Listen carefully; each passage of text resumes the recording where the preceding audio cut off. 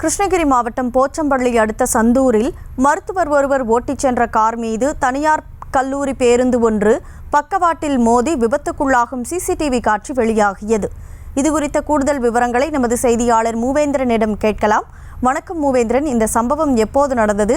முழு விவரம். வணக்கம் மூவேந்திரன், இந்த விபத்தானது எப்போ நடந்துச்சு? சிசிடிவியில் என்னென்ன காட்சிகள் எல்லாம் பதிவாயிருக்கு? நிச்சயமாக கனிமொழி, கிருஷ்ணகிரி மாவட்டம் போச்சம்பள்ளி அடுத்த சந்தூர் அருகே உள்ள ஜங்காவரம் கிராமத்தைச் சேர்ந்த ரங்கநாதன் என்பவர் மகன் ராஜ்குமார். இவர் மருத்துவராக சந்தூரில் தனியார் கிளினிக் வைத்து நடத்தி வருகிறார்.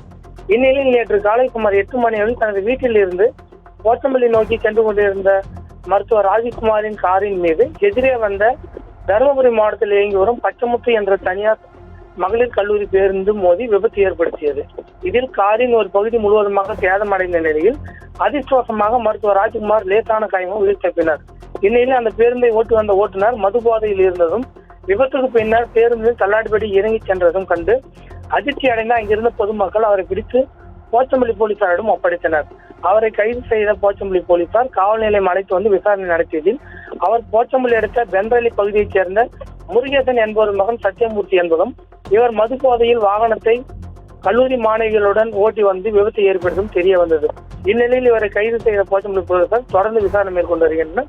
இந்த விபத்து நடந்த இடத்தில் இருந்த சிசிடிவி கேமராவில் இந்த விபத்து நடந்த காட்சியானது பதிவாகியுள்ள நிலையில் அந்த விபத்து காட்சியானது தற்பொழுது வெளியாகி சமூக வலைதளங்களில் வைரலாக பரவி வருகிறது. கனிமொழி,